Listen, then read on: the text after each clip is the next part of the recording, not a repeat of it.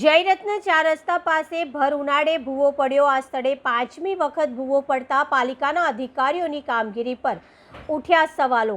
વડોદરા શહેર સ્માર્ટ સિટીના બદલે ભૂવા નગરી ઓળખાય તો નવાઈ નહીં, કારણ કે વડોદરા શહેરમાં ભર ઉનાળે અવારનવાર ભૂવા પડવાના બનાવો બની રહ્યા છે। ત્યારે વડોદરા શહેરના જયરત્ન બિલ્ડિંગ પાસે છેલ્લા 8 મહિનામાં પાંચમો ભૂવો પડતા તંત્રની કામગીરી પર વોર્ડ નંબર 13ના કોંગ્રેસના નગરસેવક બાળુભાઈ સુરવે દ્વારા સવાલો ઉઠાવ્યા। ગત સમયે આ જ જગ્યાએ 20થી 25 ફૂટનો ભૂવો પડતા ટેમ્પો ફસાઈ ગયો હતો અને તંત્ર દ્વારા સમારકામની કામગીરી કરવામાં આવી હતી, પરંતુ કોન્ટ્રાક્ટર દ્વારા હલકી ગુણવત્તાનું મટીરીયલ વાપરતા આ જ વિસ્તારમાં ફરી 5 ફૂટનો ભૂવો પડતા કામગીરી પર ઉઠાવ્યા સવાલો।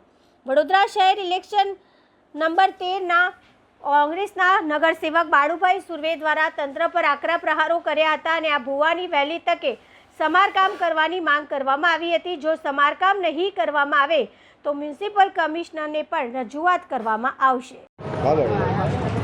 અમારા વિસ્તારમાં જયરત્ન બિલ્ડિંગ ચાર રસ્તા પાસે છેલ્લા 10 મહિનાની અંદર પાંચમી વખત મોટો ભૂવો પડી ગયો છે।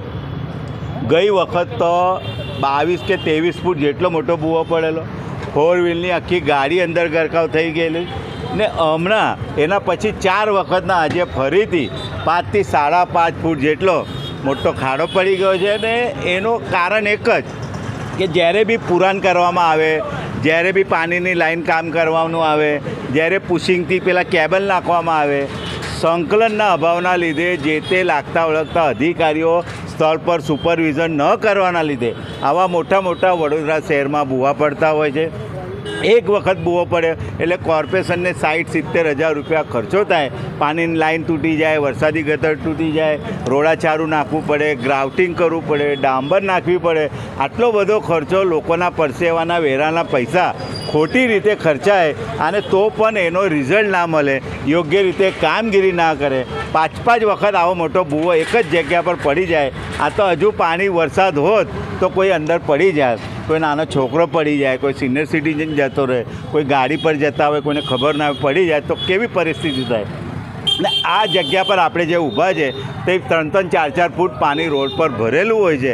એટલે અમારી એવી માગણી છે કે આવી હલકી ગુણવત્તાવાળું કામ કરવાના લીધે આવી પરિસ્થિતિ ઊભી થઈ છે। એટલે નવા કમિશનરથીને અમારી એટલી જ માગણી છે કે સાહેબ આ અધિકારીઓનો સંકલનના અભાવના લીધે આવી વડોદરા શહેરમાં જે પરિસ્થિતિ છે, અમારા વિસ્તારમાં જે પરિસ્થિતિ છે, એટલે કામગીરી એવી કરો કે ફરી આવો ભૂવો ના પડે ને લોકોને એને શાંતિથી આવવા જવા માટે લોકોને કોઈ ચિંતા ના રહે, કોઈ પડી ના જાય, કોઈને નુકસાન ના થાય, એ તમામનું ધ્યાન રાખવું આપણી ફરજ છે, આપણી બધાની ફરજ છે। પણ જે કંઈ અધિકારીઓના ભૂલના લીધે, ઇજારદારના ભૂલના લીધે એમના પર બી કડક વલણ રાખો એવી અમારી માગણી છે।